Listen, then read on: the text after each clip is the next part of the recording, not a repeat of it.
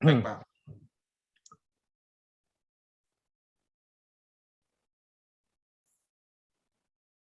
Tapi nanti yang kita upload itu yang mulai pada saat start kuliah gitu.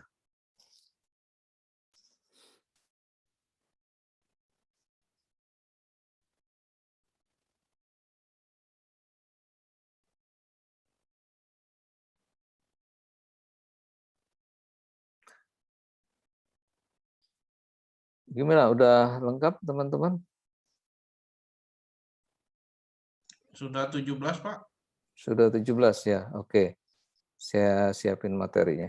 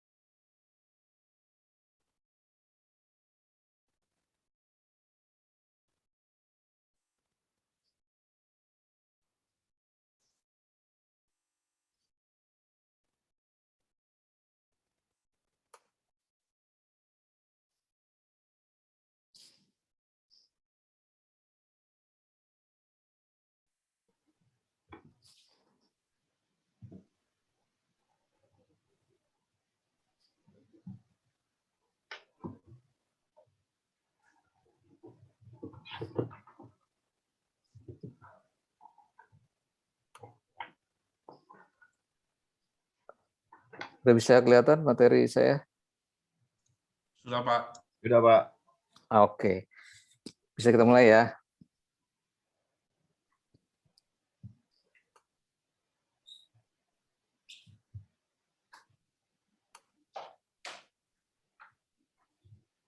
Bentar.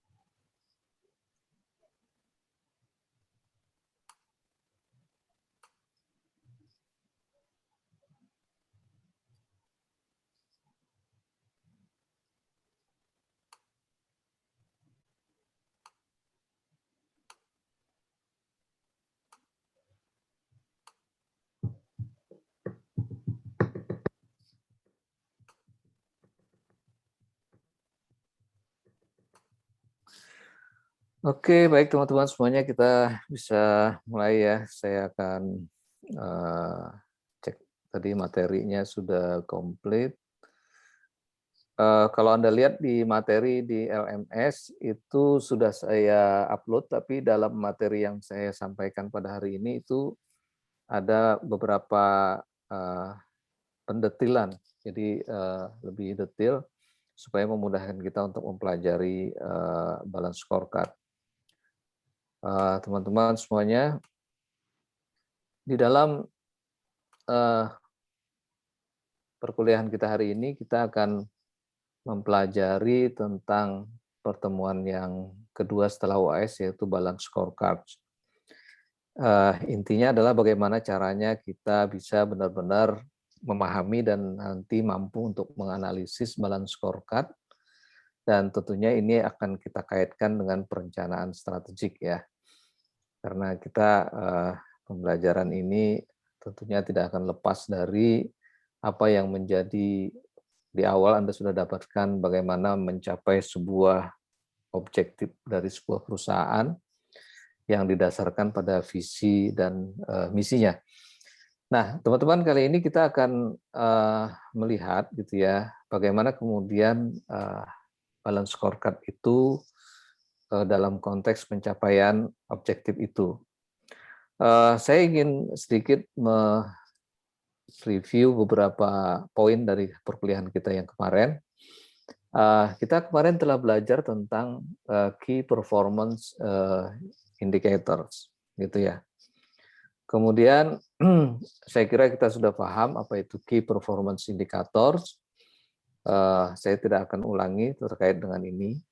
Yang ingin saya fokuskan adalah kemudian bagaimana cara melakukan measurement, artinya pengukuran terhadap key performance indicator itu sendiri. Kita kemarin sudah mendapatkan beberapa contoh ya, teman-teman kita juga telah sharing tentang key performance indicator di beberapa company gitu ya. Dan ini saya kira menarik untuk kita pelajari lebih lanjut.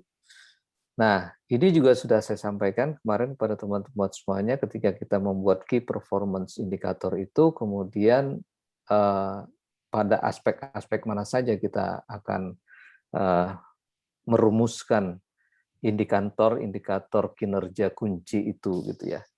Bisa dari operation measurements, bisa dari strategic impact measurements-nya, atau yang terkait secara spesifik pada aspek project-project di dalam kegiatan operation gitu ya. Dan secara keseluruhan ini kan adalah bagian dari proses di mana kita mengacu kepada organizational performance. Nah, kemudian pada akhirnya kita mempunyai map ya, strategi map. Strategi map sama dengan juga satu gambaran kepada kita untuk mengimplementasikan strategi itu dalam berbagai perspektif. Nah, inilah kemudian yang kita akan pelajari lebih jauh terkait dengan balance scorecards. Nah, sebelum saya ke sana, apa yang Anda pahami tentang balance scorecards tadi dikaitkan dengan key performance indicator dan strategi map? Mungkin pertanyaan ini akan membuka perkuliahan kita pada hari ini. Apa kira-kira kemudian yang menjadi concern dari balance scorecard itu dalam kaitannya dengan strategi map, kemudian yang kedua adalah dalam pencapaian KPI. Boleh siapa yang ingin sharing dulu di awal? Izin Pak. Silakan. Mungkin kalau balance scorecard ini Pak, yang saya coba perhatikan, pada prinsipnya dia tetap berusaha untuk memberikan guideline, tujuan kepada perusahaan atau milestone lah. Tapi dibungkus dengan 4 konsep utamanya Pak. Jadi harus ada aspek yang benar-benar memperhatikan dimensi finance, customer, terus proses bisnisnya, dan sebagai learning organization, jadi learning and growth. Jadi keempat-empat itu harus terus-menerus area yang diperhatikan agar seimbang, dengan harapan ketika 4 aspek ini dikerjakan dengan baik, sebenarnya inilah yang akan mendrive si perusahaan untuk atau organisasi menjadi lebih baik gitu Pak. Nah, 4 aspek ini turunannya nanti akan ada target-target tersendiri Pak. Jadi di aspek finance, targetnya apa, itu yang jadi KPI. Terus yang harus ada aspek mengutamakan konsumen Pak. KPI juga di dalam bisnis proses, sama juga agar si perusahaan lebih efisien, dan dicari nanti bagian terpentingnya yang menjadi lead. Kan ada lead dan lag kalau nggak salah Pak di balance scorecard ini. Yeah. Sama di learning and growth-nya, kayak di kemampuan dan produktivitas karyawan itu harus diprioritaskan juga sebenarnya dalam penyusunan target kerja KPI. Begitu mungkin Pak. Oke, jadi di situ secara garis besar kalau Anda menghubungkan antara KPI, kemudian balance scorecard dan strategi map seperti apa jadinya? Jadi strategi yang dibuat oleh perusahaan itu dalam cakupan si balance scorecard ini Pak harus seimbang Pak. Jadi bagian strategi yang dibuat itu harus bisa mengakomodir ke 4 aspek ini Pak. Jadi tidak hanya strategi strategi perusahaan difokuskan hanya pada aspek finansial, tapi juga harus mengakomodir ketiga aspek yang ini. Dan KPI itu nanti diturunkan dengan harapan 4 aspek ini menjadi bagian pembuatan KPI yang keseluruhannya nanti diupayakan untuk mewujudkan strategi jangka panjang perusahaan. Izin mungkin gitu. Masih baru belajar juga, Pak. Makasih, Mas Zulfikar. Jadi kalau saya melihat tadi ada beberapa poin penting ya disampaikan oleh Mas Zulfikar itu. Yang pertama ada kaitan dengan sebagai sebuah guidelines gitu ya. Guidelines dalam membuat sebuah ukuran ya, di mana ukuran itu dibuat dalam bentuk balance scorecard, artinya keseimbangan antara 4 aspek: financial, customer, internal business process, dan learning and growth. Kemudian satu hal yang penting kita pahami tadi, pasti ada kemudian hubungan antara KPI, kemudian balance scorecard, dan strategi map-nya. Artinya semuanya kan itu akan menuju di titik akhir nanti adalah strategic objektifnya harus dicapai. Gitu. Nah, baik. Kalau kita melihat kemarin pembahasan kita tentang di ujungnya itu ada sebuah strategic objektif ya. Jadi di sini ada sebuah strategic objektif yang bisa kita capai dengan membuat strategic map, dan di dalamnya itu adalah based on balance scorecard. Jadi salah satu yang powerful di sini adalah bagaimana kita menggunakan balance scorecard metodologi itu untuk bisa mengkomunikasikan semua value-value yang di-create di dalam sebuah organisasi. Kita bisa rangkum ke dalam 4 perspektif itu. Jadi dalam konteks ini maka tolong jangan dilupakan bahwa ada unsur penting ketika kita membangun organizational performance. Yang pertama itu pasti ada critical indicators-nya. Itu yang kita sebut kemarin dengan key performance indicators.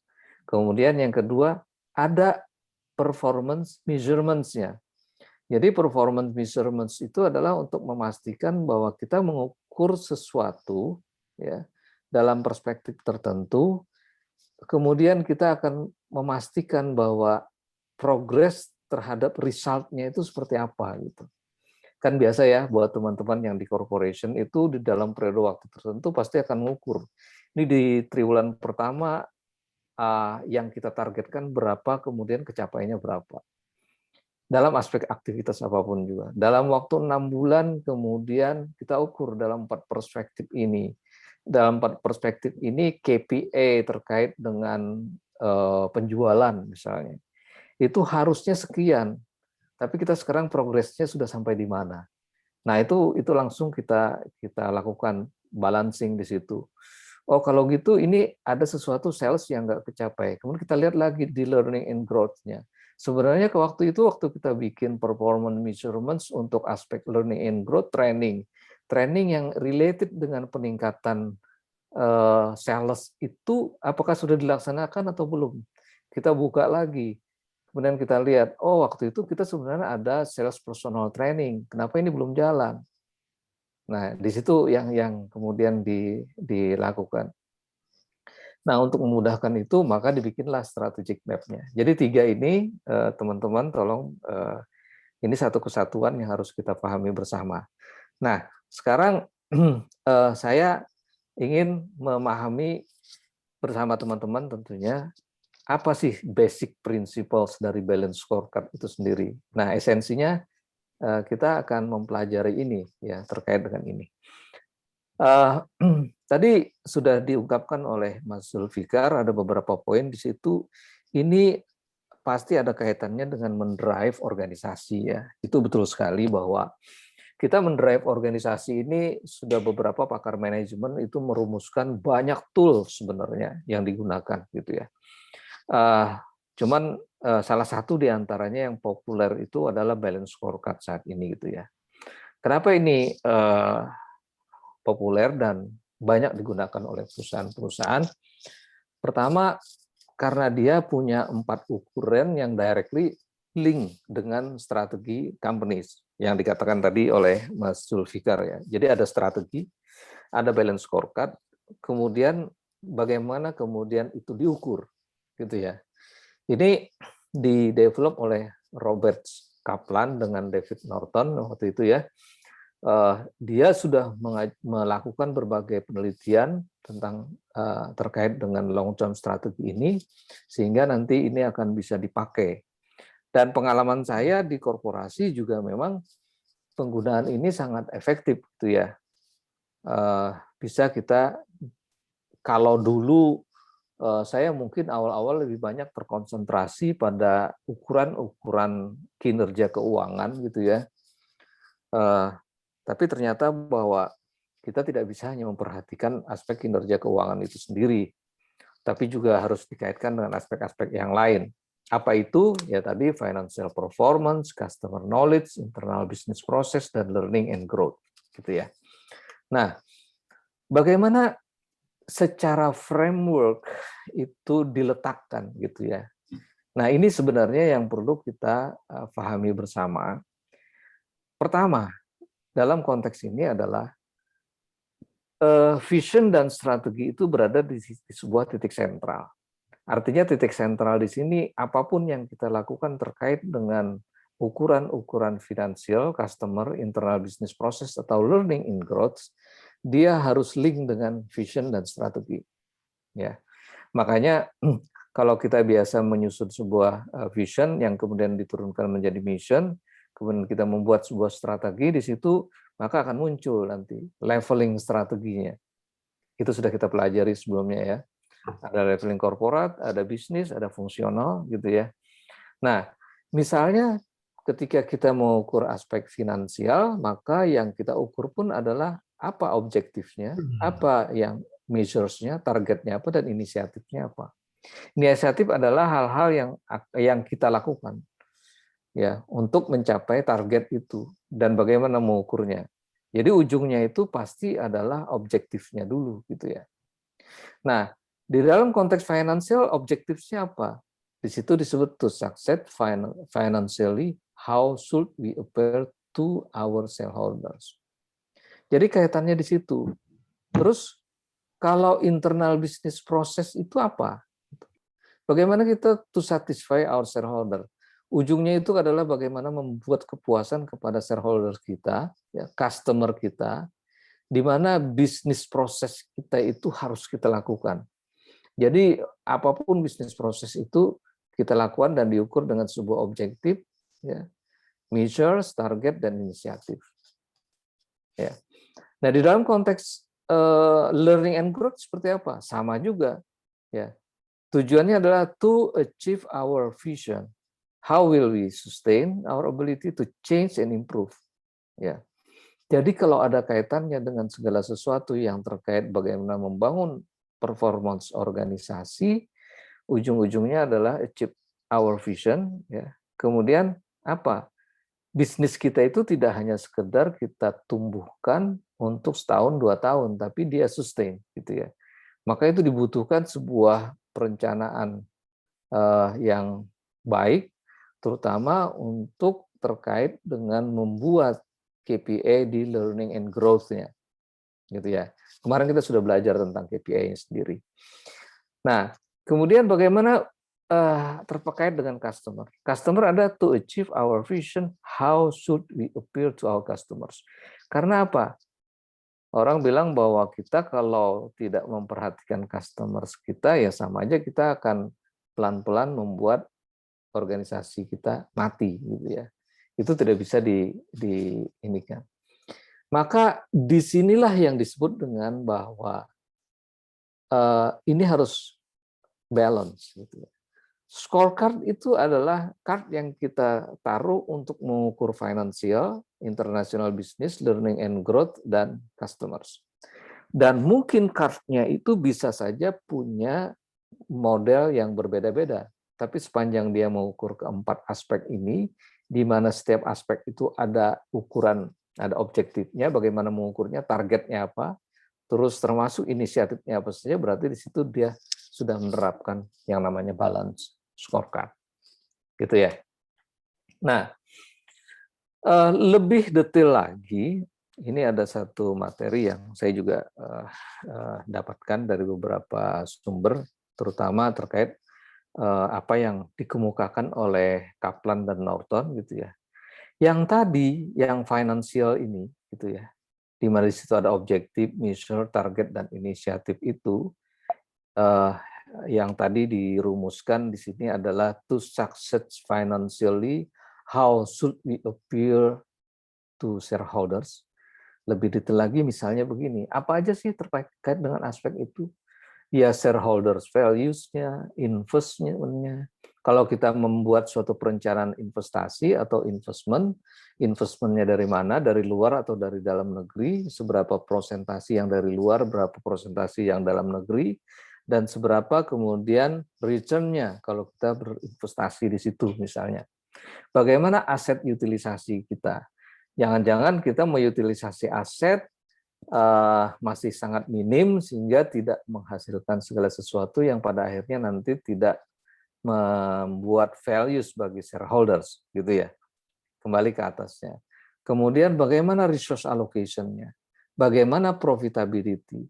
Orang sering melihat ketika kita mengukur aspek finansial itu hanya dari aspek profitability. Oh, kalau saya membuat suatu target di company saya tahun ini misalnya 3 triliun gitu ya. Kemudian 3 triliun itu profitability-nya adalah 10%, net profit misalnya 10%. Orang lihat bahwa wah 10% lumayan gitu ya.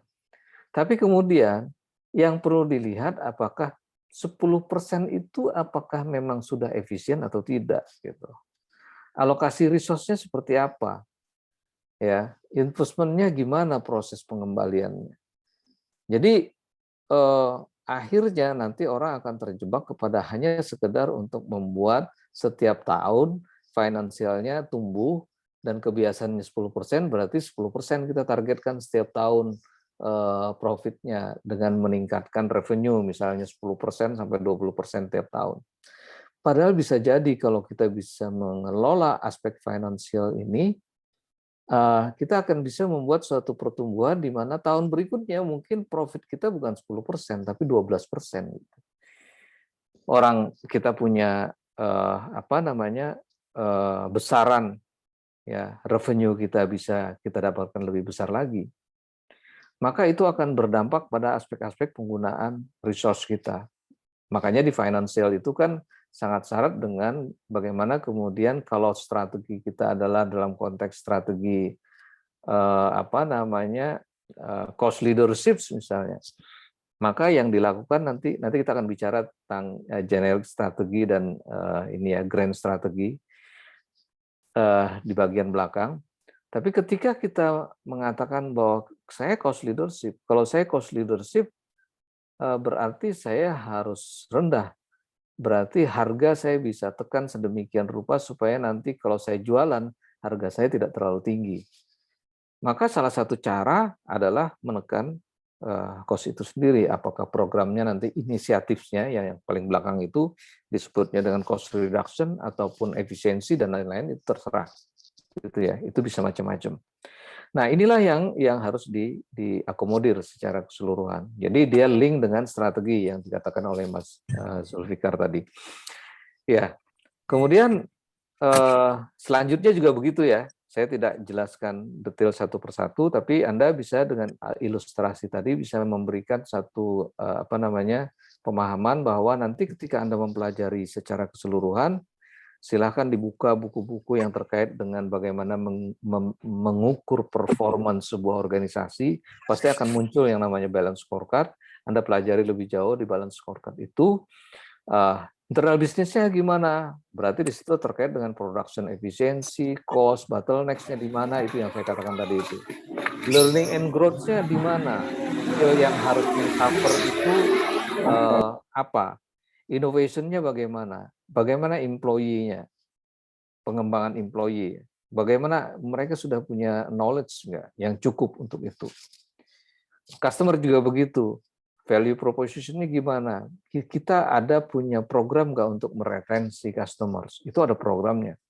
Bagaimana kita membangun peningkatan di dalam kualitas pelayanan kita, kepuasan dan lain-lain. Itu basicnya dari balance scorecard.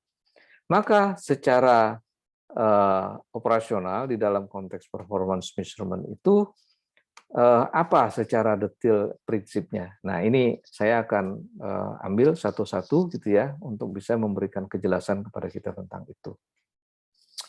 Oke, yang pertama kita lihat dari laporan keuangan.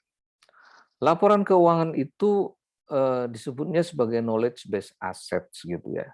Karena di sini yang kita ukur adalah aspek-aspek yang terkait dengan intangibles. Nah, itu harus kita masukkan di dalam laporan keuangan. Sehingga nanti kalau kita membuat sebuah kinerja atau indikator dari sebuah kinerja keuangan, maka kita akan berpikir tentang poin-poin yang terkait dengan itu.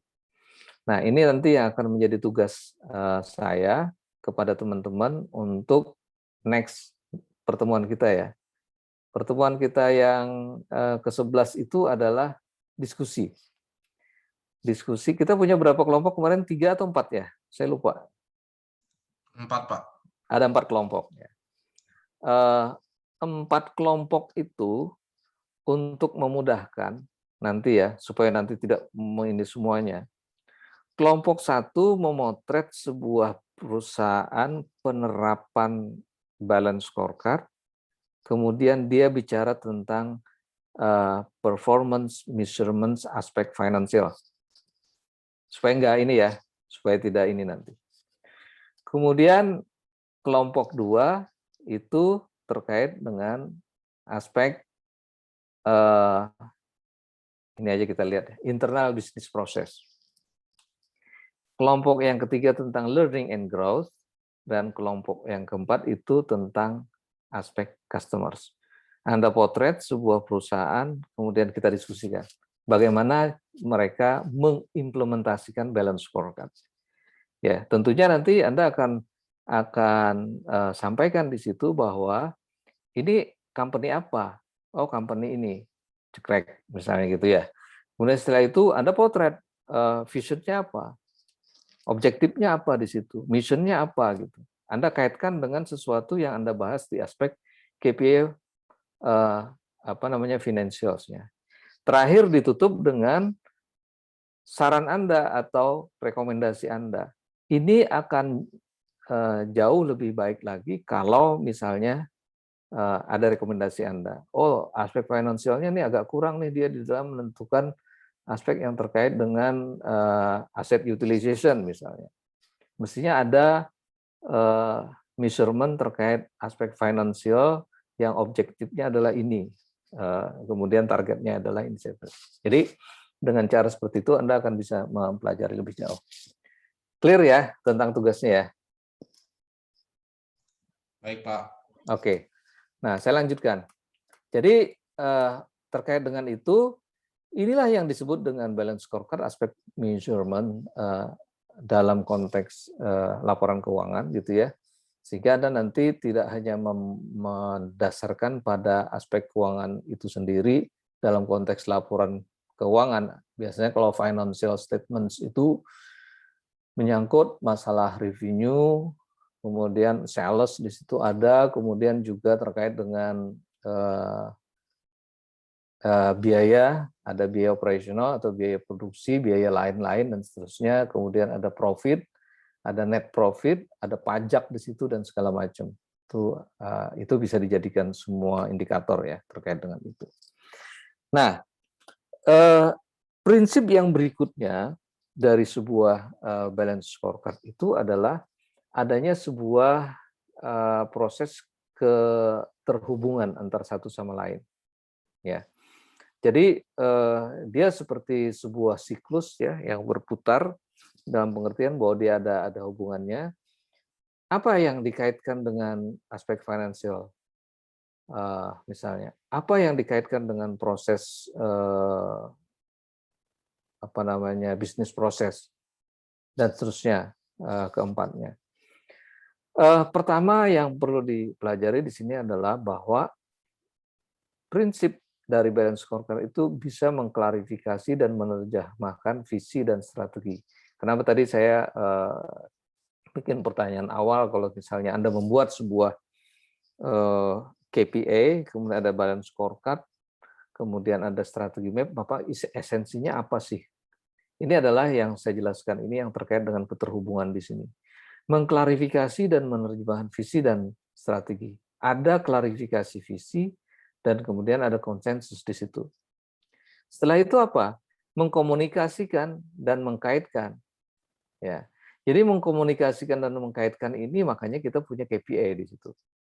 Mengkomunikasikan, menetapkan sasaran kita, mengkaitkannya dengan reward dan ukuran kinerja. Jadi kalau misalnya teman-teman di dalam sebuah organisasi membuat sebuah reward, apakah Anda kemudian membuat rewards hanya sekedar rewards begitu saja supaya kelihatan bahwa perusahaan Anda kasih reward? Pasti kita membuat sebuah reward itu adalah yang kaitannya dengan pencapaian KPI-nya dia, gitu ya. Di aspek mana? Anda bisa bikin reward di aspek financial, customer, bikin reward di aspek bisnis proses dan lain-lain. Kalau ada orang di fungsi tertentu yang produksinya meningkat dari yang direncanakan, Anda bisa kasih reward di situ. Kalau ada sebuah aspek pengukuran keuangan, cost production-nya harusnya sekian, tapi dia bisa mengeluarkan cost production yang lebih efisien, Anda bisa kasih reward di situ. Jadi itu semuanya di aspek seluruh aspek gitu ya. Termasuk yang tadi itu. Saya kalau misalnya di perusahaan mengukur aspek customer itu dengan cara berapa banyak bulan ini mereka mendapatkan customer baru. Kalau kita mentargetkan 2 customer baru dan dia bisa mendapatkan jauh dari itu, 4 customer baru, maka saya kasih reward mereka. Gitu ya. Termasuk juga amount-nya tentunya. Tidak hanya jumlah customer-nya aja. Kadang-kadang jumlah customer bertambah, tapi ternyata amount-nya juga nggak bertambah. Kemudian, apa yang kita lakukan? Pasti kita juga perlu menetapkan target-target di situ. Ya. Target-target itu kan untuk melihat apakah dengan target itu sumber daya kita cukup atau tidak. Seberapa banyak sumber daya kita bisa alokasikan, gitu kan. Dan kalau misalnya itu sudah kita lakukan, kita perlu memberikan umpan balik untuk melakukan klarifikasi kembali, menerjemahkan kembali apakah visi dan strategi kita itu sudah tepat itu. Gitu ya. Kadang-kadang yang namanya kita membuat sebuah konsensus tentang target penjualan saja gitu ya, kita dengan penuh semangat mengatakan bahwa kita mesti dapatkan nanti target penjualan tahun depan itu naik 20%. Tapi kenyataannya di dalam perjalanannya ada kondisi-kondisi yang tidak memungkinkan untuk kita mencapai target 20% itu. Nah, ini ada proses umpan balik strategis yang harus dilakukan dari aspek pembelajaran itu, gitu ya, umpan balik ini. Karena kita akan mereview semua yang sudah kita lakukan, supaya nanti pada saat kita membuat KPI itu jauh lebih realistis lagi, gitu ya. Ya. Nah, maka secara alur, ini nanti silahkan ya dipelajari kembali lebih detail gitu ya buat teman-teman semuanya. Saya hanya ingin menjelaskan aja bahwa ada sebuah alur di mana keterhubungan itu diawali dari sebuah vision, mission, perspektif. Ya. Nah, kita lihat aja perspektifnya yang mana dari 4 perspektif itu. Dari setiap perspektif itu objektifnya apa. Ya. Maka dari situ objektifnya apa, kalau objektifnya itu di aspek finansial, gimana kita mengukur dan targetnya berapa. Ya, muncul lagi ke temanya apa. Oh, kalau gitu temanya ini cost reduction ini. Gitu misalnya gitu ya. Maka inisiatifnya apa dari cost reduction itu? Wah, mengurangi ini, menghilangkan ini dan segala macam. Nah, yang penting bahwa itu akan berputar terus nanti gitu ya. Sehingga pada saat terakhir Anda akan melihat lagi ke visionnya di awal. Jadi kalau misalnya melihat strategi dari 4 perspektif itu adalah bagaimana setiap komponen itu punya namanya suatu drive. Ya. Tadi dikatakan oleh teman kita mendrive organisasi, gitu ya. Mendrive. Nah, drive di sini dengan cara apa? Ya. dengan cara membuat sebuah apa namanya itu ya, kalau kita dulu istilahnya working program atau action gitu ya, itu yang benar-benar membumi, yang benar-benar bisa dijalankan. Kadang-kadang suka orang membuat suatu program yang tidak sesuai dengan kondisi yang ada gitu ya, makanya dia harus bersifat spesifik gitu ya. Nah, maka kalau kita melihat balance scorecard dalam konteks strategi perusahaan, gitu ya, maka ada yang namanya satu prinsip yang terkait dengan cause and effect relationship. Ya, cause and effect relationship ini sangat relevan dengan apa yang dilakukan dalam konteks balance scorecard. Good balance scorecards, adanya keterhubungan tadi itu adalah bahwa kita juga mengartikulasikan sebuah cause and effect relationship di situ. Jadi setiap misalnya salah satu contoh di situ gitu ya, aspek apa di situ? Aspek bisnis proses.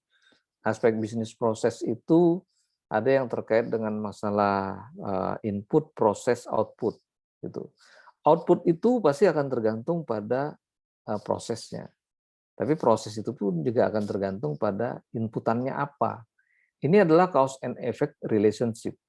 Nah, itulah yang kemudian prinsip-prinsip itu yang Anda detailkan.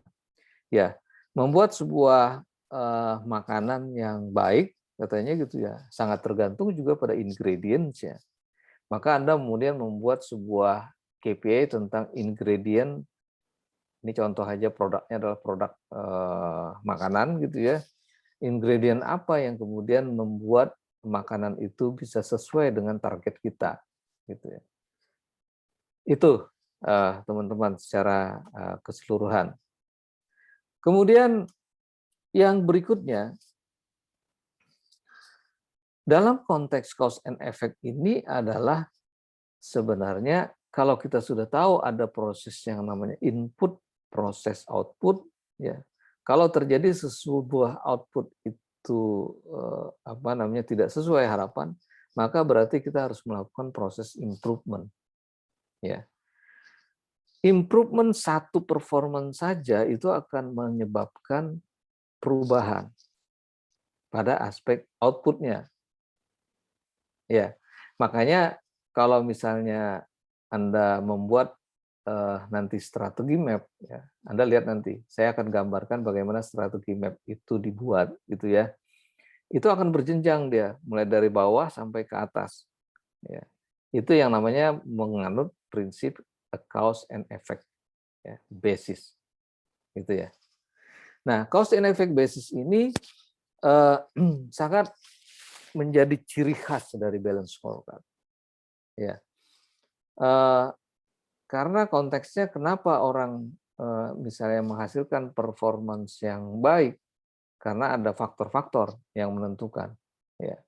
Di dalam penelitian-penelitian nanti, ya, Anda akan banyak sekali bersentuhan dengan aspek-aspek ini. Ya, penelitian nanti di bidang sumber daya manusia, financial ataupun marketing yang menjadi concern dari teman-teman semuanya, banyak sekali Anda bicara tentang cause and effect relationship, gitu ya. Bahkan teman-teman membuat penelitian-penelitian itu selalu mencari faktor-faktor yang berpengaruh terhadap apa gitu ya. Contoh misalnya di marketing, faktor-faktor yang mempengaruhi loyalitas pelanggan. Anda mengidentifikasi, oh faktornya itu karena relational bonds-nya, oh itu faktornya karena switching barriers-nya, oh itu faktornya karena trust, oh itu faktornya karena kepuasan. Kepuasan dipengaruhi oleh apa ya? Ya, oh kepuasan karena dipengaruhi oleh service quality-nya, dipengaruhi karena value proposition-nya dan lain-lain. Ini konstruksi-konstruksi seperti inilah yang menjadi ciri khas dari balance scorecard gitu ya. Jadi Anda bisa mempertimbangkan nanti banyak hal ketika nanti membangun satu konstruk yang terkait dengan cause and effect relationship. Yang Anda lakukan adalah bagaimana mengukur outcome-nya, bagaimana kemudian melihat performance drivers-nya apa, gitu ya. Kalau disentuh, diimprove, saya balik sini. Intinya, if we improve one performance measure, maka dia akan melakukan perubahan, improvement terhadap another performance. Ya. Ini yang paling penting, teman-teman semuanya. Oke, performance drivers, ya, yang tadi disebut dengan performance driver itu adalah bagaimana kita akan melihat balance scorecard yang baik, ya, dia akan melakukan apa istilahnya memix ya semua outcome itu dari berbagai performance drivers itu. Makanya nanti ada yang namanya leading indicators. Leading indicators adalah indicators yang paling utama yang bisa mempengaruhi itu, gitu ya. Dan ini dilakukan dengan cara apa? Cara bagaimana kita melihat bahwa pengukuran-pengukuran itu perlu kita komunikasikan untuk bisa mencapainya, ya. Makanya nanti akan ada strategi implementasinya gimana supaya dia bisa sukses, gitu ya. Itu yang disebut dengan performance drivers. Nah, sebelum saya masuk kepada lebih detail lagi tentang apa dari setiap aspek yang kita ukur di dalam balance scorecard, mungkin ada pertanyaan sampai di sini. Silakan, teman-teman. Atau ada pengalaman Anda terkait cause and effect itu workable nggak di dalam pekerjaan Anda gitu. Silakan. Pengalamannya satu, Pak, kita terapkan ini. Ya. Strateginya berubah-berubah, indikatornya tetap aja Pak sama, Pak. Kenapa kira-kira? Yap, itu tadi saya baru nemu tadi Pak, tercerahkan tadi begitu Bapak bilang cause and effect. Jadi sebenarnya cause and effect ini itu kan harus dilihat apakah indikator yang kita buat atau target yang kita buat itu beneran bisa ngedrive strategi yang baru apa enggak, kan gitu ya? Iya, betul, betul. Tapi kebanyakan orang memahaminya yang penting udah bikin KPI aja Pak gitu. Nah, jadi itu kalau diperhatikan secara seksama sebenarnya dia tidak relate sama strategi. Contohnya strategi kita yang sekarang ini mau apa? Mau ekspansi misalkan Pak. Ya. Kita mau ekspansi tapi kita pilih dengan memilih niche market.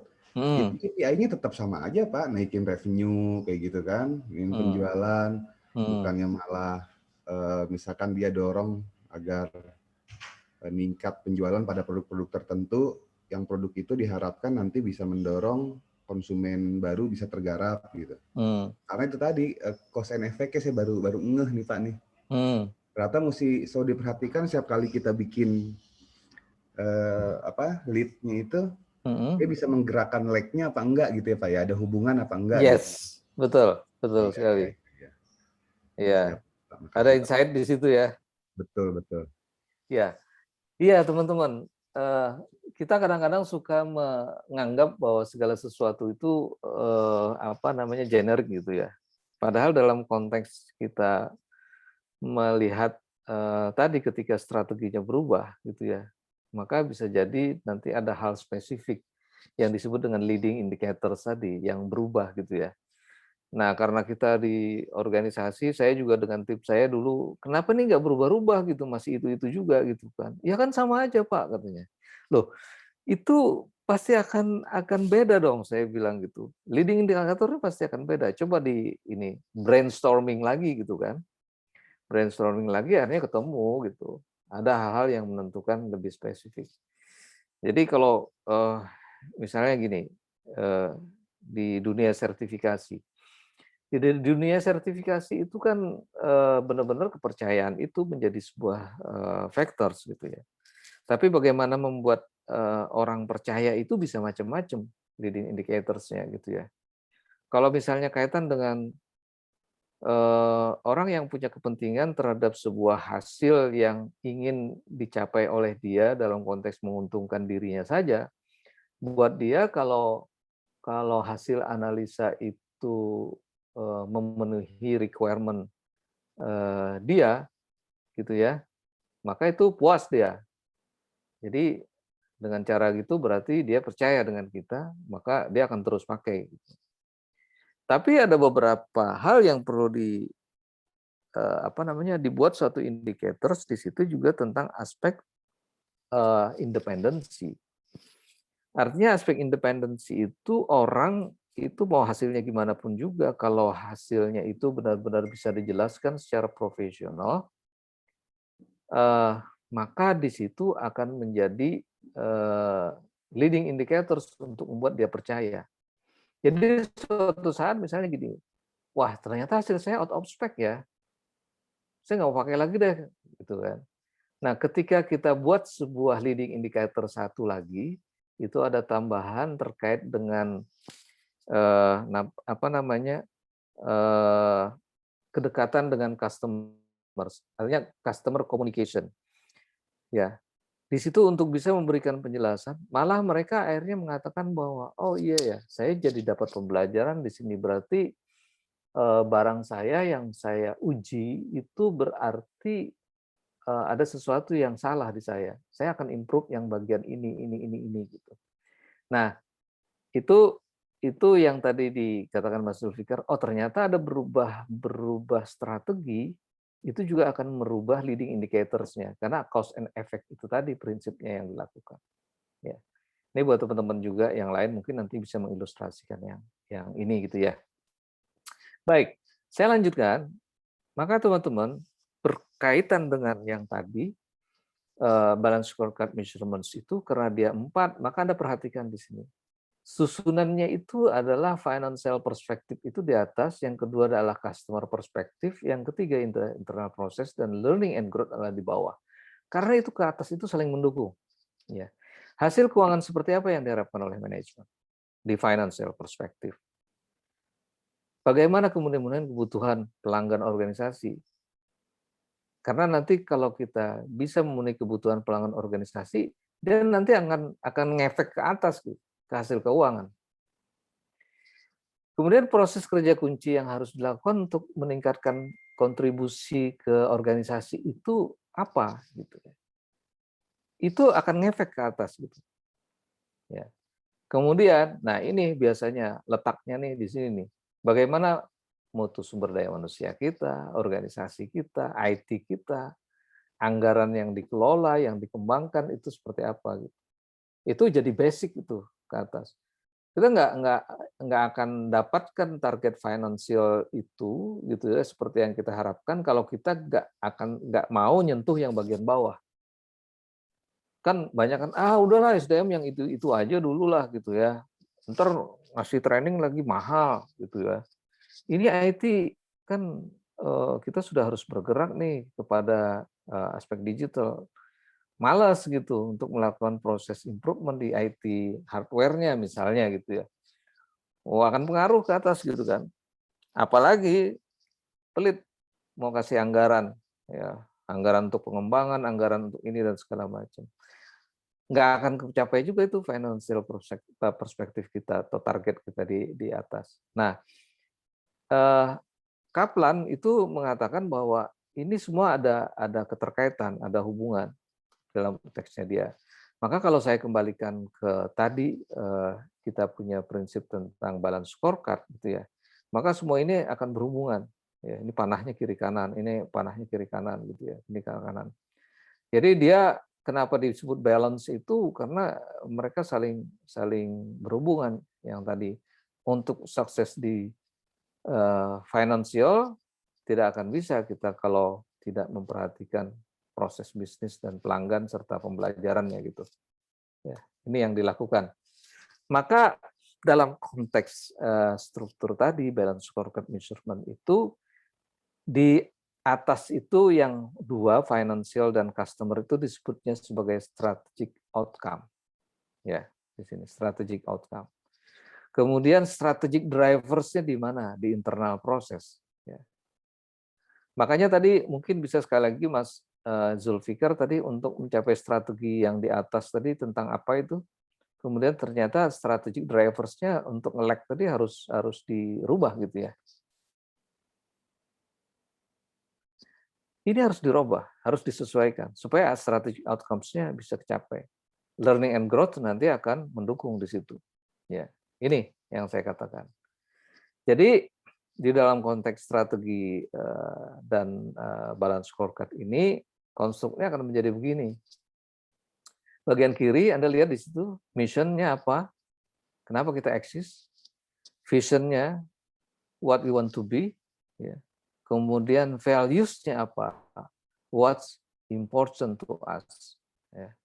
Ini 3 ini, ya, itu akan menentukan strategi yang akan kita lakukan. Bagaimana rencana kita. Nah, ini akan didukung nanti secara organisasi melalui balance scorecard. Di situ ada map dan KPI. Nah, tadi apa strategic outcomes-nya? Mungkin satisfied shareholders, delight customers, excellent process, dan motivated workforce. Ini sebagai wakil dari keempat perspektif itu, gitu ya. Jadi kalau Anda melihat keempat perspektif itu ada satisfied shareholders, ada delight customers, excellent, itu yang disebut sebagai strategic outcomes ya, gitu ya. Gitu, teman-teman. Setelah itu, nah Anda tinggal mengcascading aja lagi, gitu ya.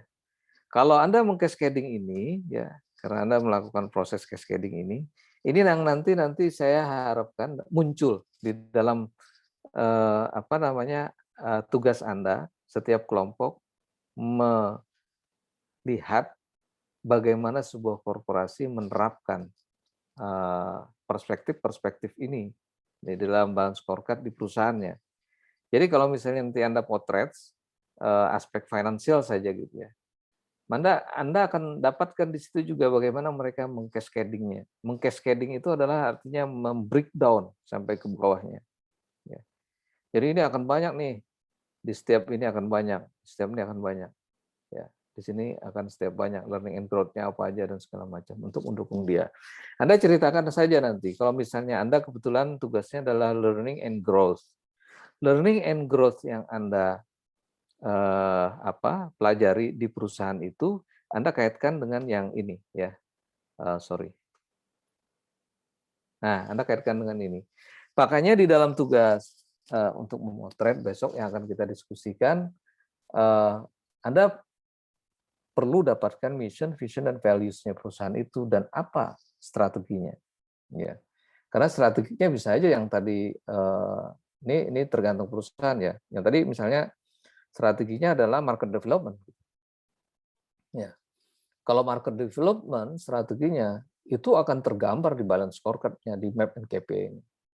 Kalau dia strateginya adalah product development misalnya, ya, mengembangkan produk-produk baru, di balance scorecard-nya itu akan kelihatan map-nya dan KPI-nya di semua perspektif. Bagaimana caranya dia mensatisfy shareholders? Biasanya nih relatif mirip gitu ya. Di sini kaitannya nanti profitability-nya sekian dan segala macam dengan cara membuat produk baru misalnya. Gimana caranya dia mendelight customer dengan produk barunya? Itu akan tercermin di dalam perspektif customers. Bagaimana kemudian di strategi dia dengan product development itu bagaimana di excellent prosesnya? Ya, di prosesnya. Ya, itu secara keseluruhan seperti itu. Nah, maka teman-teman semuanya, saya berharap nanti Anda akan melakukan proses cascading, ya, apa yang terjadi di masing-masing aspek itu. Ya. Oke, ini pasti nanti urusannya ada urusan korporasi, ada urusan bisnis, ya, yang terkait dengan tim atau individual di finansialnya dan macam-macam. Nah, terakhir Anda bisa membuat sebuah matriks dengan cara melihat misalnya corporate strateginya temanya apa.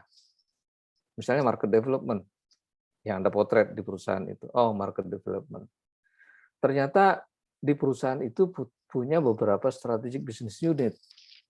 Ya. Strategic bisnisnya ada SBU 1, ada SBU 2, SBU 3 dan macam-macam. Ya. Kalau di tempat saya dulu strategic bisnisnya apa sih? Inspection bidang agriculture, inspection dan testing di bidang oil and gas. Misalnya SBU yang ketiga di bidang industrial testing misalnya. itu pasti kemudian terkait dengan corporate strategic, temanya itu adalah market penetration misalnya, apa yang terkait dengan itu di SBU1, SBU2, SBU3. Support units-nya apa? Support units-nya di situ ada function, ada apa namanya, general affairs misalnya. Ada apa support unit yang kedua itu di financial, ya. Kemudian human resources dan seterusnya, apa gitu yang menjadi ininya dia di situ dan lain-lain. Kira-kira gitu teman-teman semuanya. Oke, sampai di sini ada yang ingin ditanyakan atau ada insight baru yang muncul dari Anda seperti tadi yang dikatakan Mas Zulfikar. Selain Mas Zulfikar, yang lain ada insight apa setelah kita coba bedah DSC itu seperti apa intinya?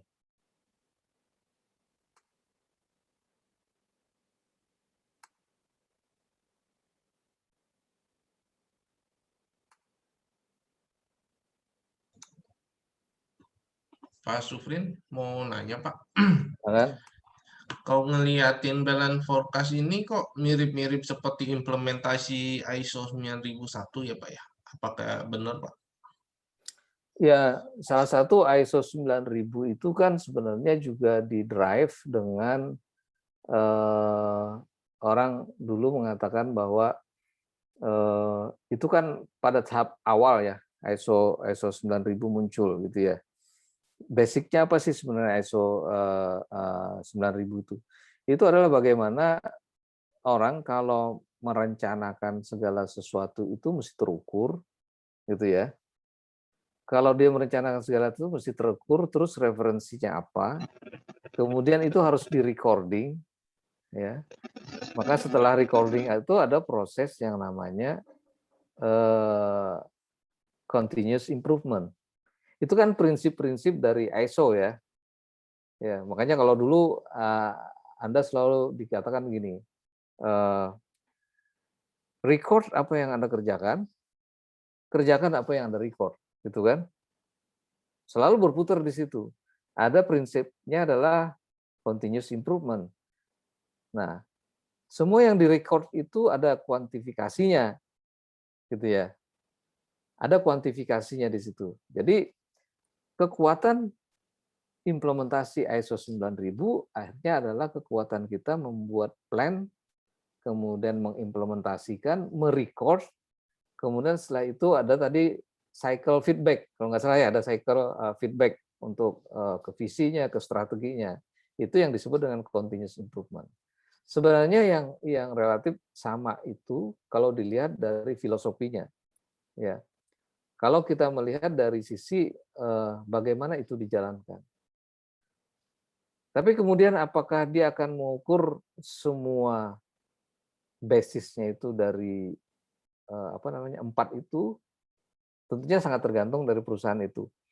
Kalau ada implementasi balance scorecard di perusahaan itu, maka dia pasti otomatis akan terrecord ke sistem ISO 9000. Intinya gitu. Jadi makanya kalau Anda melihat ini kayaknya agak mirip. Kalau perusahaan itu tiba-tiba dia menerapkan balance scorecard, maka otomatis dia akan terrecord di dalam sistemnya ISO 9000. Kira-kira gitu.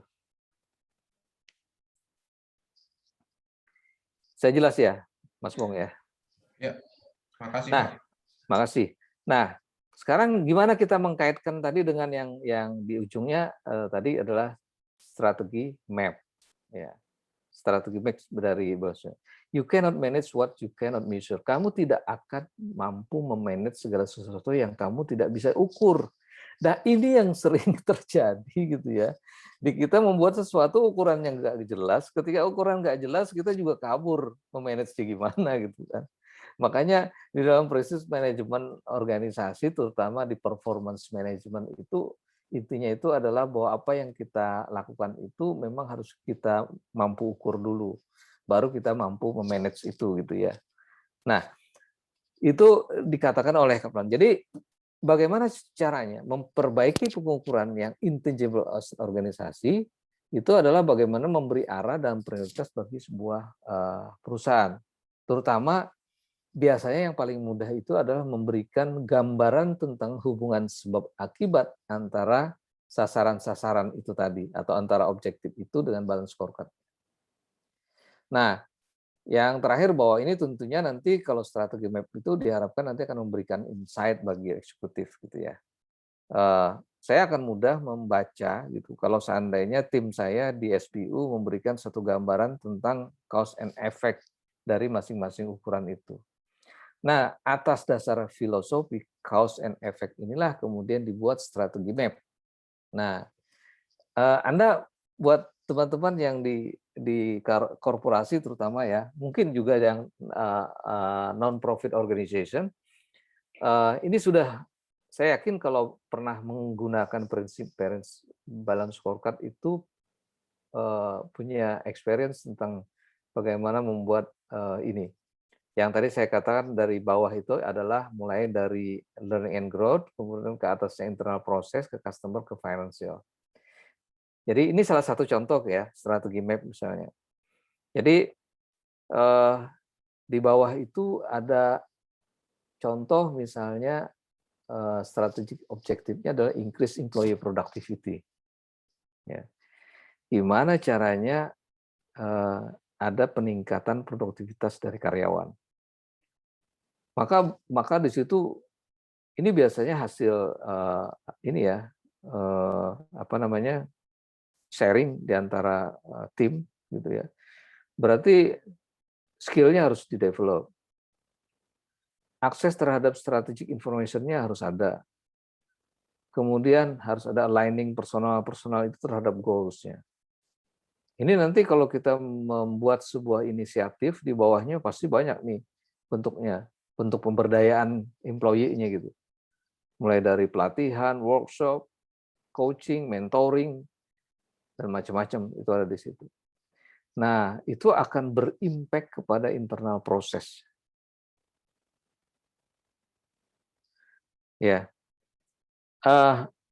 apa di internal prosesnya? Mulai dari understanding customer segment, develop new product, cross-selling product line, shifting channel. Ini bisa banyak macam-macam. Contohnya di sini ada 3 gitu ya.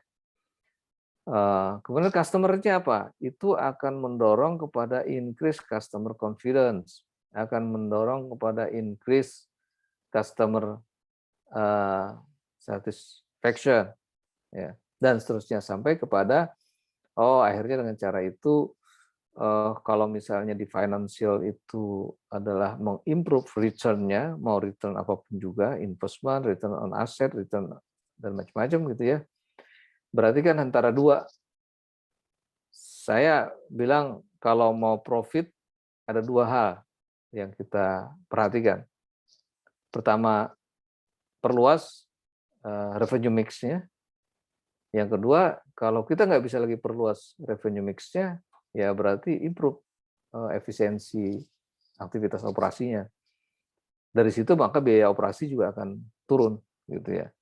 Jadi kita akan tetap dapat margin. Kan intinya 2 sebenarnya di dalam perusahaan itu. Hanya revenue dan cost gitu. Jadi tinggal bermain di situ aja. Ini yang disebut dengan strategi map. Nah, terakhir bahwa ujung-ujungnya kita akan perlu mencapai strategic objektif itu gitu. Ya. Strategic objektif itu diwakili dari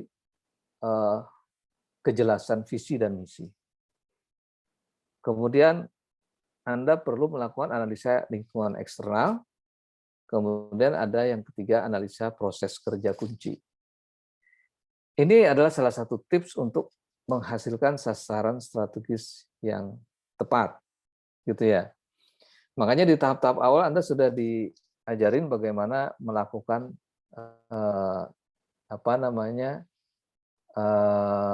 analisis terhadap external environment. Karena external environment itu berarti kan kita bicara tentang apa opportunity, ya, kemudian apa challenge kita gitu di situ. Ya. Analisis proses kerja kunci adalah bagaimana kemudian kita mengidentifikasi proses-proses apa yang penting, entah itu di corporation ataupun di non-profit organization gitu ya. Pasti ada proses-proses kerja kunci yang kita harus identifikasi di sana, gitu ya. Nah, maka kalau kita mendefinisikan sasaran strategisnya, maka sasaran-sasaran strategis adalah bersifat penting, strategis, memperoleh prioritas yang tinggi dari jajaran manajemen. Ya, kalau sasaran strategis kita misalnya berdasarkan analisis eksternal, ternyata bahwa tahun ini atau setahun ke depan itu memang challenge-nya akan sangat besar buat sebuah perusahaan yang menjalankan perusahaannya dengan basis-basis tradisional gitu ya, yang konvensional gitu ya. Kemudian bahwa di situ selain challenge seperti itu, kondisi krisis itu membuat orang tidak mudah untuk menciptakan sesuatu yang baru gitu ya. Tapi perusahaan harus tetap jalan, ya, karena visi perusahaan itu memang sudah dirancang bagaimana caranya dia menjadi perusahaan regional misalnya, dengan misi menjalankan bisnis, menjalankan bisnis misalnya di bidang apa di situ, retail lah, katakan begitu. Maka di dalam sasaran-sasaran strategis Anda akan menempatkan visi dan misinya itu tadi di atas, gitu ya. Kemudian setelah menempatkan visi dan misi itu di atas, Anda membuat strateginya. Kemudian di situ akan muncul yang ini. Analisis lingkungan eksternal tadi yang saya sebutkan, kemudian analisis proses kuncinya apa di situ yang dilakukan. Anda buatlah sasaran strategisnya di situ. Ya. Misalnya sasaran strategisnya. Nggak ada lagi, iya, tidak ada lagi. Ada bocor nih kayaknya. Sasaran ini kemudian dibikinlah bahwa yang betul-betul strategis dan memperoleh prioritas yang tinggi. Misalnya masuk ke proses digitalisasi misalnya gitu ya. Maka digitalisasi sekarang menjadi prioritas yang tinggi buat sebuah perusahaan yang dilakukan. Anda tahu sekarang kenapa kira-kira Gojek dengan Tokopedia gabung?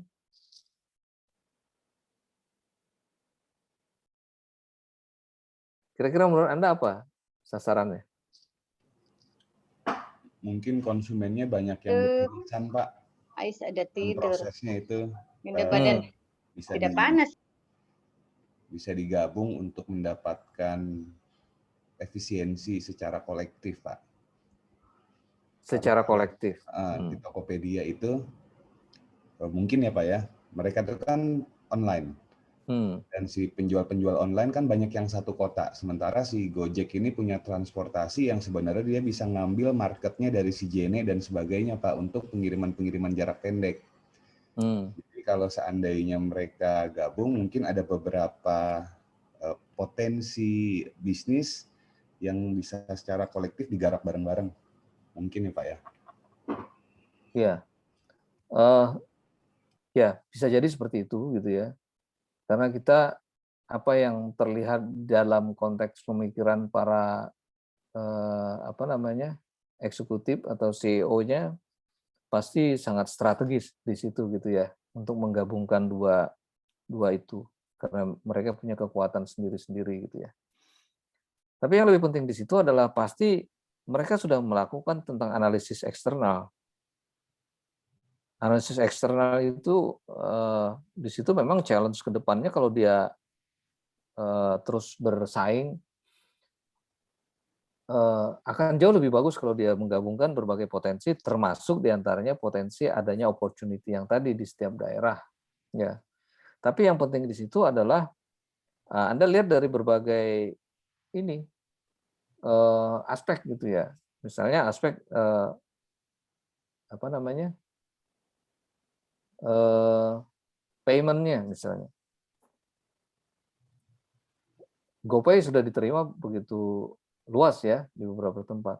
Tokopedia pakai apa istilahnya di sana? OVO. OVO, Pak. OVO. Ya. OVO dan GoPay ini adalah dua kekuatan terbesar di dalam payment berbasis digital di Indonesia gitu ya. Ini luar biasa juga. Kita kan kalau kita belum sempat mikir ke sana, para petingginya di sana sudah mengambil berbagai hal yang terkait dengan sasaran-sasaran yang bersifat penting, strategis, prioritas tinggi buat jajaran manajemen itu dilakukan oleh mereka gitu. Sehingga itu nanti akan tetap mewujudkan bahwa perusahaan itu ke depan akan besar, dan dia berharap kan nanti akan tetap bersaing dengan perusahaan-perusahaan yang ada di Singapura, di Cina, di ini. Bahkan saya lihat kemarin tuh investornya itu makin ini ya, makin banyak gitu yang akan masuk ke mereka. Ya. Bahkan yang dari Singapura itu perusahaan negara itu apa?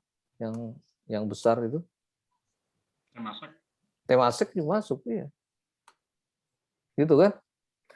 Jadi sasaran strategis ini merefleksikan cita-cita dan aspirasi perusahaan yang ingin dicapai di masa yang akan datang. Sehingga sasaran itu harus dibangun dengan memperhatikan ekspektasinya si shareholder atau pemegang saham. Ekspektasinya pemegang saham di sini besar sekali. Nanti dia akan lakukan lagi ini kan initial public offering lagi di antara dua perusahaan itu yang namanya sekarang menjadi GoTo, ya kan? Kemudian dia akan mengundang, pasti orang akan banyak lagi nanti shareholder terutama gitu ya, yang masuk di situ. Saya lihat Google, Facebook itu udah masuk juga di situ gitu kan. Alibaba ada di situ juga nggak? Kayaknya ada juga deh. Ada, Pak. Ada juga ya. Wah, luar biasa itu. Ya kita belajar sama-sama lah dengan kejadian dan kondisi yang ada di sana. Kemudian kita analisis sebagai orang akademik gitu ya, orang akademisi yang melihat dalam konteks teori-teori di manajemen. Dalam konteks strategic management ya seperti itu gitu. Nanti di belakang saya sampaikan ada beberapa alternatif strateginya gitu ya yang dilakukan. Nanti teman-teman juga bisa pelajari lebih jauh, lebih dalam konteks itu. Tapi saya akan singgung sedikit tentang strategi-strateginya apa aja. Nah, maka secara keseluruhan sasaran strategis itu bisa didetailkan di dalam sebuah strategi map. Katanya bisa 10 sampai 25 strategi map di situ yang tadi itu. Yang maksudnya 10 sampai 25 itu adalah yang ini. Nah, yang ini. Ini kan 1 2 3 4 5 6 7 8 9 10 11 12 13 misalnya. Itu dengan melihat itu aja, maka Anda sudah concern ini yang dilakukan, ini terkait dengan customer, ini terkait dengan finansial, ini terkait internal proses, ini terkait dengan employee. Udah. Makanya enak tuh kalau udah punya map begini, udah ketahuan mana yang dilakukan, itu adalah strategi-strateginya, gitu ya, di mapping, ya, itulah ada strategi, dan di strateginya itu dibuat ukurannya masing-masing. Ya. Kalau misalnya terkait increase customer satisfaction, maka ukuran satisfaction-nya dari mana? Ada yang namanya customer satisfaction index misalnya.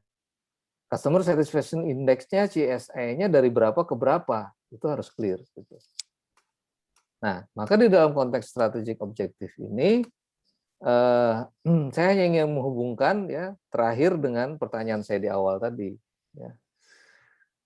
Maka ada key performance indicator itu letaknya di mana? Ya, letaknya ketika Anda punya vision, mission, dan strategi tadi itu, Anda bedah dengan balance scorecard. Di balance scorecard itu Anda buat KPI berdasarkan perspektif-perspektifnya, gitu ya. maka Anda identifying lah, Anda definisikan gitu, Anda ukurannya apa, monitoringnya gimana, reportingnya gimana, itu feedback aja dengan key performance indicators. Ya, nanti tolong ditunjukkan di dalam analisis Anda di sebuah perusahaan itu keterkaitan ini. Ya, saya melihatnya dari keterkaitan ini. Oh, di perusahaan ini yang saya lihat itu di grup saya, kebetulan saya punya tugas terkait dengan aspek customers, maka dia visionnya ini, missionnya ini. Di balance scorecard yang terkait tadi satu grup masalah customers, misalnya yang lain, key performance-nya di belakang customer itu adalah ini. Maka mengidentifikasi dari masing-masing itu, identifikasinya gimana, tadi customer satisfaction index misalnya. Oh, identifikasi mendefinisikannya gimana, measuring-nya. Dia berapa customer sih sebenarnya, indeks customer satisfaction-nya seperti apa sekarang, jumlahnya berapa dan segala macam. Gitu ya. Nah, maka secara keseluruhan adalah bahwa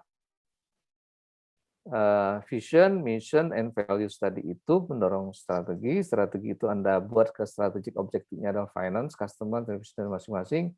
Ada KPI apa saja di finance, ada KPI apa saja di customer, ada KPI apa aja di internal business process. Ya, clear ya teman-teman tentang ini. Udah sangat detail tentang balance scorecard.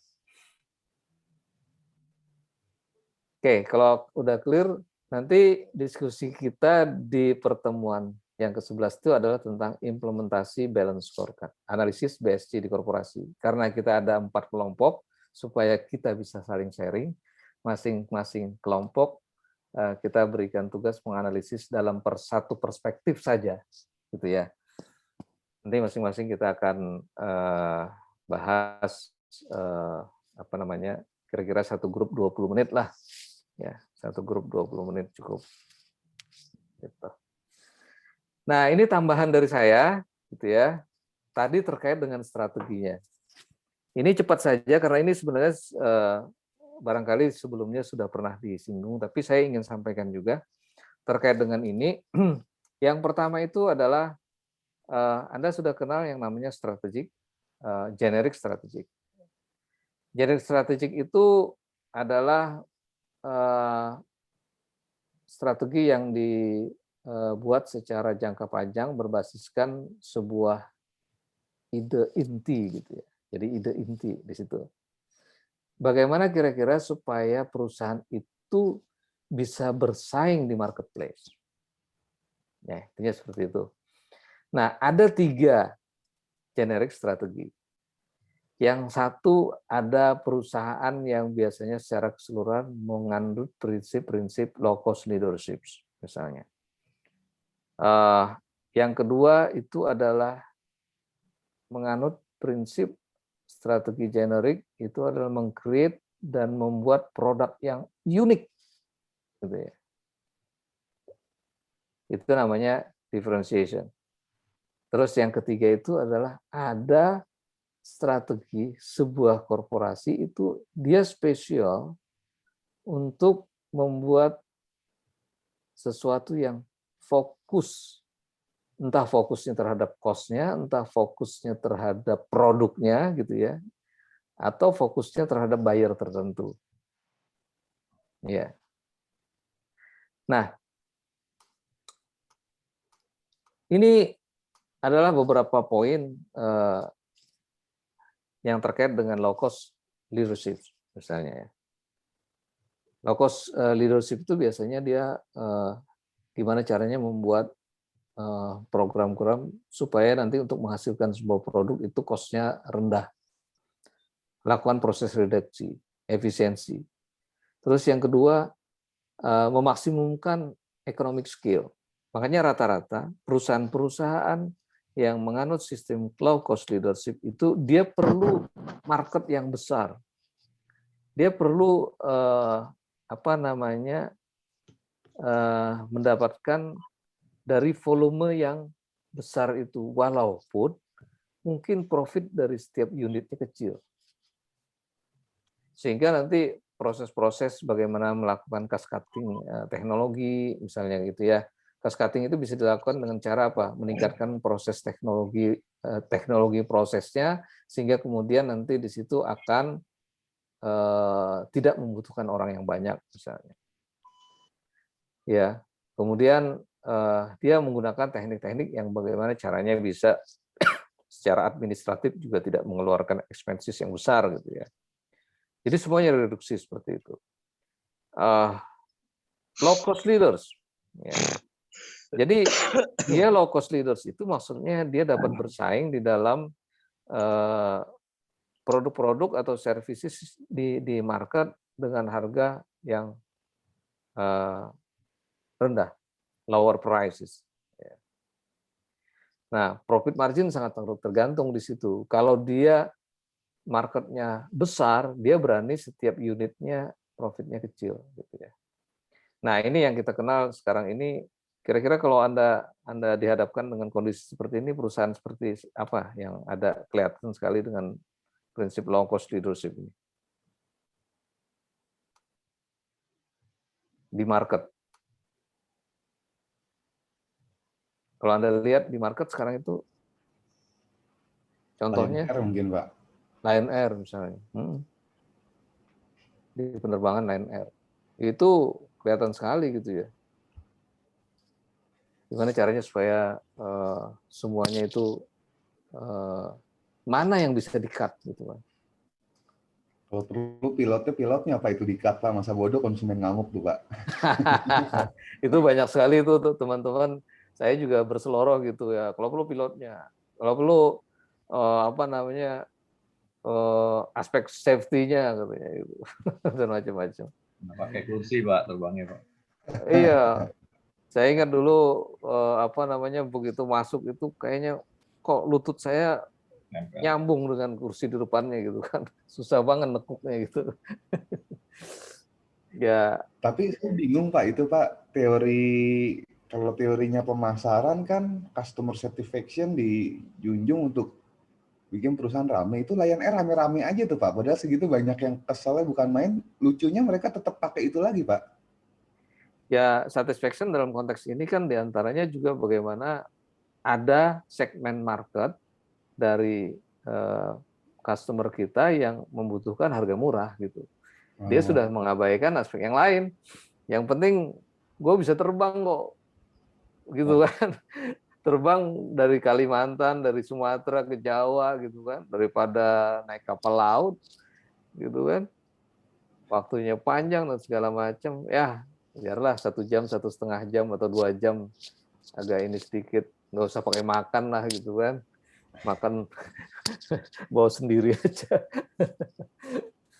Gitu. Jadi konsep marketing memang konsep satisfaction itu kan tinggal tergantung atributnya apa gitu. Ya, biasanya begitu. Oke, saya lanjutkan bahwa kalau di differentiation itu adalah memang dia membuat sesuatu yang bagi konsumen, terutama dari konsumen itu adalah sangat spesial gitu ya. Ada produk-produk yang sensitif terhadap apa yang menjadi kekhususan bagi customer gitu ya. Di strategic marketing ini sangat terkenal memang masalah differentiation gitu ya. Membuat sesuatu yang berbeda. Jadi kalau Anda sekarang itu punya proses-proses layanan yang sangat kena di hati Anda gitu ya, itu termasuk diantaranya proses-proses differentiation itu. Ya bisa saja terkait dengan quality dari produknya gitu ya, atau sesuatu yang membuat Anda puas, yang tadi itu disebutkan apa gitu, membuat Anda trust sama dia gitu ya. Ternyata engagement dari yang punya produk atau services itu sangat tinggi terhadap Anda gitu ya. Proses-proses membangun loyalitas biasanya sangat ditentukan oleh seberapa besar itu tuh kalau Anda dapatkan produk dari dia itu different loh dibanding dengan yang lain. Itu ya, memenuhi apa aspek-aspek itu. Sehingga biasanya kalau seandainya Anda menggunakan yang ini itu Anda bisa Anda bisa mencas maksud saya dengan harga yang premium gitu. Mereka mau bayar mahal gitu. Karena itu menurut dia baik gitu ya. Produk ini atau services ini biasanya kan memang punya image tertentu gitu ya. Jadi kalau Anda di bank tertentu, Anda punya kredit card, kemudian dikasih yang platinum dan segala macam, Anda kan punya kebanggaan sendiri tuh terhadap yang gitu-gitu ya. Anda bagian dari orang-orang yang eksklusif dan segala macam. Ya kira-kira gitu ya. Kalau dikasih contoh ini kira-kira apa ya? Misalnya produk apa seperti ini?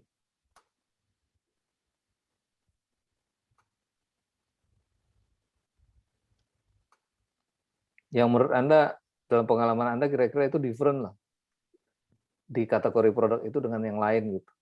Apa yang Anda rasa?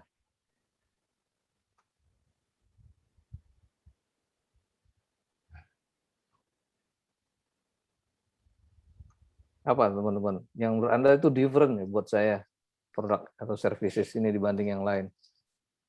Bisa aja mungkin banyak perusahaan yang menerapkan yang seperti ini. Tapi kira-kira yang pernah Anda rasakan beda itu yang mana ya? Produk Apple, Pak. Apa menurut Anda di situ yang buat Anda different gitu? Itu Sebenarnya kan kalau dilihat fungsi-fungsinya hampir sama dengan oh, produk-produk Windows, Android untuk handphone dan laptopnya gitu ya Pak ya. ya. Tapi secara price-nya dia totally berbeda banget gitu. Memang ada beberapa fungsinya, terutama kita bahas di mungkin kayak handphone ya Pak ya. Kalau menurut saya handphonenya hampir sama dengan Android gitu. Cuma memang platformnya kan berbeda. Dia pakai iOS, yang ini kan pakai Android gitu kan. Tapi dari sisi feature semua sama, cuma harganya totally dia menempatkan kayak levelnya berbeda aja sih Pak menurut saya. Maka menurut Anda dengan harga yang beda lebih mahal itu make sense buat Anda untuk bayar segitu? Buat beberapa orang mungkin iya Pak. Kalau buat beberapa kalangan mungkin melihat kayaknya produknya sama deh. Saya nggak prefer untuk ini. Tapi kalau untuk yang lebih suka brandnya Apple melihat, oh saya merasa berbeda sih gitu. Itu yang saya lihat.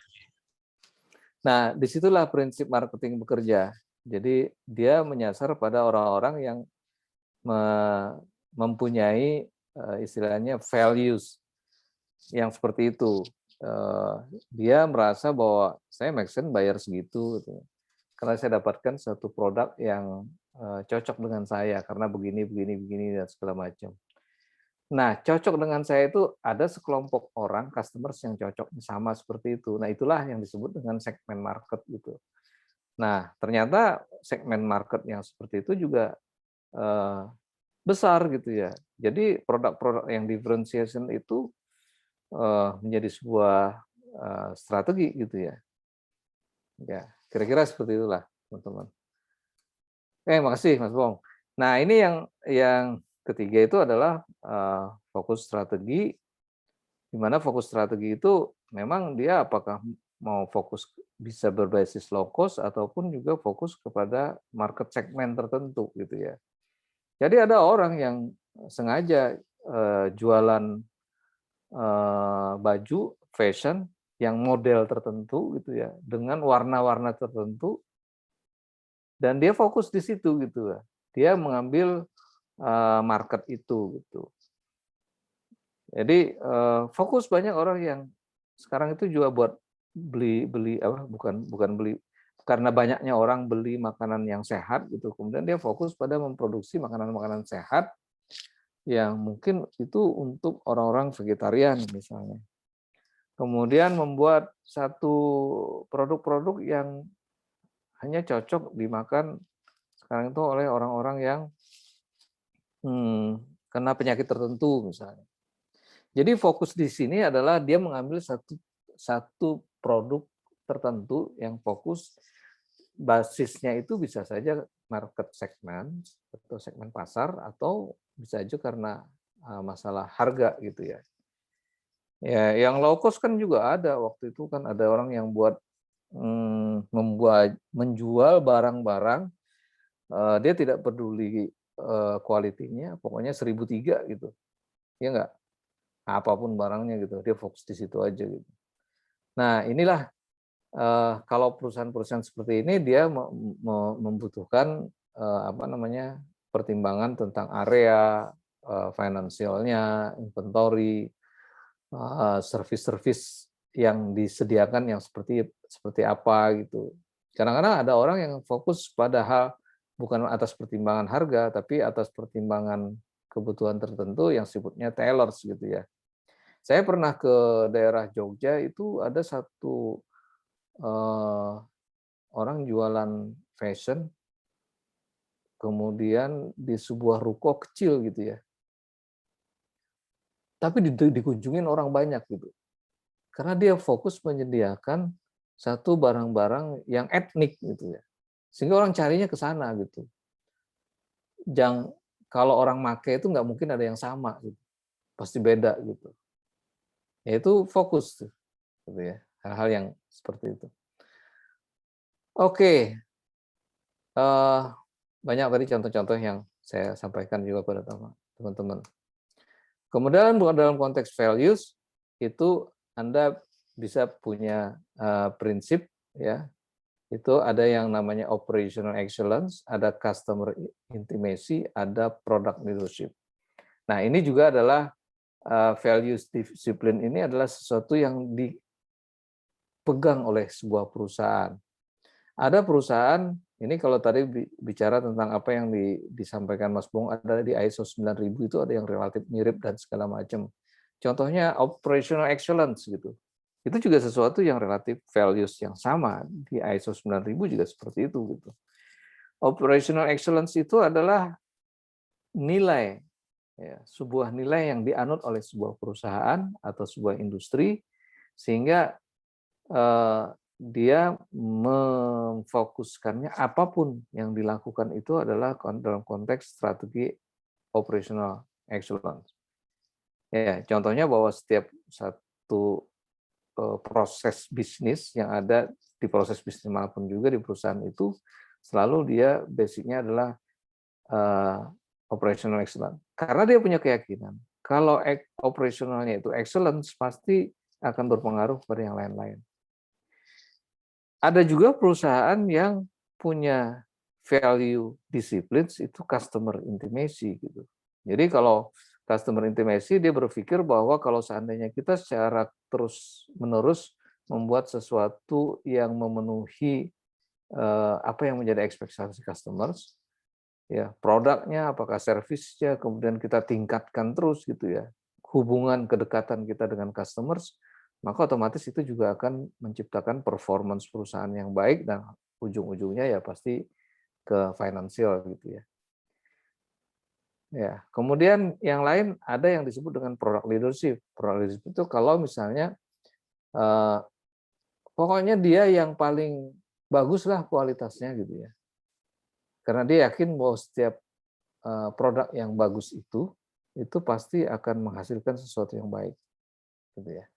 Nah ini yang disebut dengan kalau ada istilah-istilah seperti ini disebut dengan value of disciplines, gitu ya, teman-teman. Nah terakhir bagaimana grand strategisnya? Nah, grand strategis ini macam-macam, saya singgung tipikalnya saja, saya tidak jelaskan satu-satu.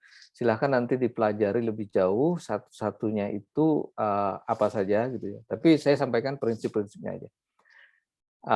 Karena grand strategi ini sifatnya umum ya, orang bisa membuat strategi apapun juga tergantung pada kondisi yang ada. Ini biasanya dikaitkan dengan bagaimana sebuah perusahaan ingin tetap tumbuh, growth gitu ya. Kemudian dia melakukan yang satu growth, yang kedua itu adalah long term, jangka panjang gitu ya. Sehingga di industri, di bisnis, apakah product lines atau grup customer itu mengkombinasikan. Jarang sebuah perusahaan itu hanya menerapkan satu grand strategis. Ini terkait dengan jangka panjang perusahaan kira-kira akan dibawa kemana gitu, ya. Satu concentric growth, ya. Di sini artinya bahwa strategi perusahaan itu memang berkonsentrasi pada pertumbuhan, ya. Kalau untuk pertumbuhan gimana? Dia harus punya produk yang dominan, market yang dominan, ya, teknologi yang dominan, gitu, ya. Sehingga nanti dia akan dapatkan pertumbuhan, ya, pertumbuhan dari setiap bisnisnya. kalau menjadi sesuatu yang dominan. Ya, tentu semua strategi itu punya risk gitu ya. Maka risikonya dan rewards-nya pun bervariasi. Ya. Jadi biasanya kalau misalnya perusahaan-perusahaan yang menganut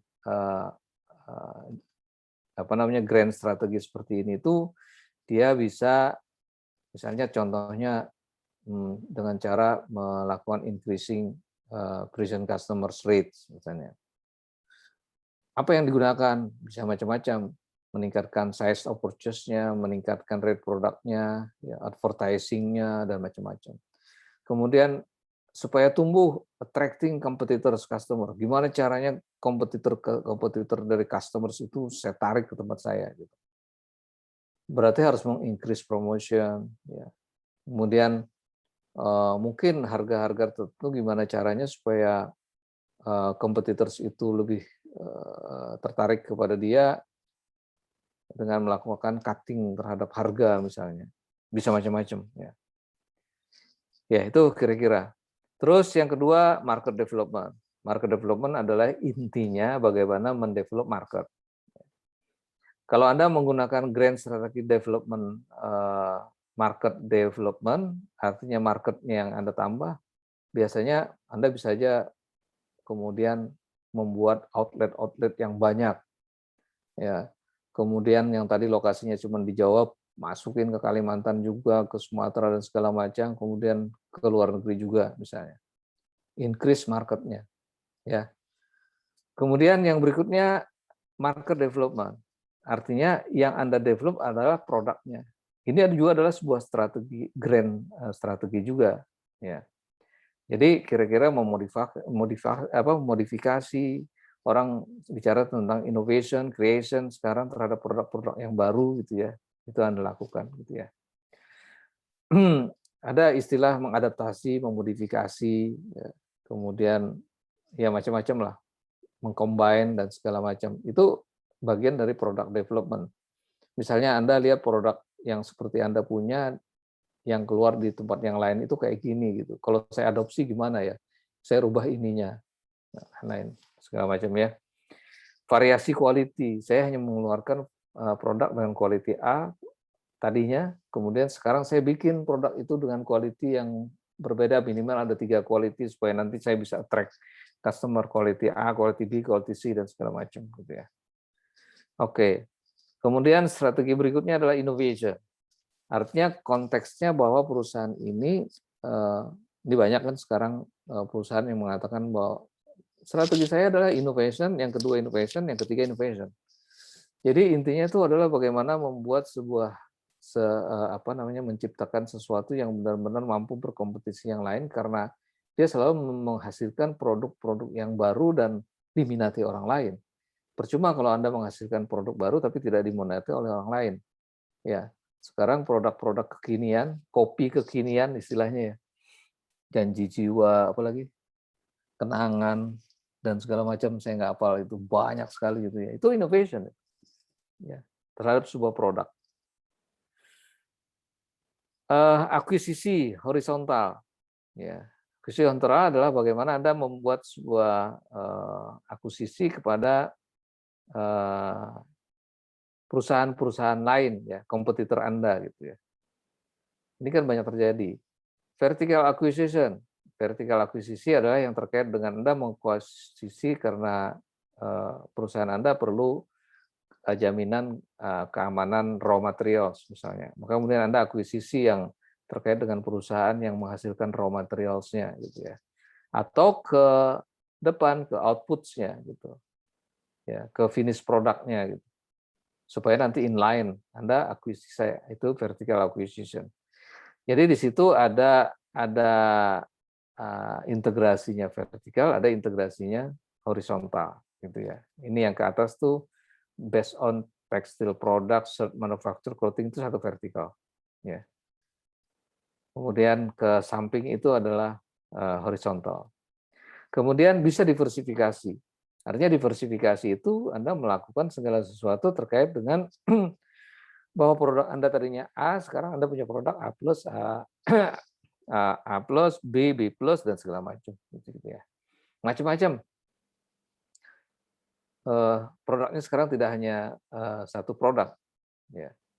Jadi sekarang banyak sekali perusahaan-perusahaan yang bergerak, terutama yang di food product gitu ya, itu menghasilkan produk food dengan jenis yang berbeda-beda gitu ya. Itu macam-macam. Diversifikasi secara konglomerat itu juga bisa dilakukan. Ya sekarang ini tergantung pada perusahaan-perusahaan skalanya seperti apa. Perusahaan-perusahaan besar itu sudah banyak dan sejak dulu membuat sebuah strategi grand-nya adalah konglomerasi. Ya. Itu bisa dilakukan. Anda lihat perusahaan-perusahaan sekelas misalnya grupnya Bakri, grupnya Khairul Tanjung, grupnya siapa lagi, macam-macam lah, itu menerapkan yang ini. Ya. Turnarounds. Ya, turnarounds adalah biasanya kalau Anda membuat sebuah strategi untuk mengakses kembali segala sesuatu yang dulu itu menjadi bagian dari proses di mana Anda menjadi lebih efisien, Anda menjadi bersaing dengan kompetitor dengan membuat sebuah strategi bahwa kalau menerapkan itu Anda bisa tetap jadi pilihan di market, kemudian Anda melakukan bentuk-bentuk seperti itu, terutama kebanyakan itu adalah terkait dengan proses-proses efisiensi biasanya. Dulu saya bersaing itu karena lebih efisien. Saya coba lakukan product development, software ini keluar biaya banyak dan segala macam, profit saya menjadi kecil. Ya memang saya tumbuh tapi tumbuhnya kecil. Ya sekarang saya lakukan aja dengan proses yang lain gitu ya. Ada yang disebut dengan retrenchment juga. Ya silakan ini dipelajari nanti. Divestiture adalah bagaimana kemudian Anda mulai menjual sebagian dari perusahaan. Terutama ini adalah grup-grup yang sekarang itu punya perusahaan, anak-anak perusahaannya udah banyak banget, tapi tiba-tiba tidak semua anak perusahaannya itu menguntungkan gitu kan. Ya sebagian dijual-jualin lah yang enggak enggak menguntungkan. Atau malah terakhir, ya kalau memang sudah jelas-jelas perusahaan-perusahaan tersebut itu nggak menguntungkan lagi, ya dilikuidasi gitu ya. Strategi yang terakhir ini yang paling tidak disukai oleh orang adalah bankruptcy gitu ya. Karena apa? Ya itu tadi, ya udah dibangkrutkan aja lagi kalau sudah seperti itu. Makanya proses membangkrutkan ini biasanya juga panjang prosesnya gitu ya. Itu yang terakhir. Nah, ini yang banyak dilakukan orang saat ini adalah joint venture kan. Jadi ini kalau kita bicara tadi dalam konteks strategi di depannya, maka kita bisa bicara juga dengan joint venture. Saya tidak berdalam ini banyak sekali jenis-jenisnya. Yang penting bahwa joint venture Anda bergabung dengan sebuah prinsip mengoptimalkan kekuatan masing-masing dan tidak ada yang direndahkan karena dia sama-sama di situ gitu ya. Tinggal nanti bagaimana Anda di sana di dalam dua perusahaan itu membangun komitmen ya. Joint venture ini biasanya supplier customer relationship misalnya. Itu adalah banyak sekali terjadi joint ventures di situ. Oke, strategic alliance, aliansi strategik ya antara siapa kemarin tuh melakukan aliansi strategik, misalnya antara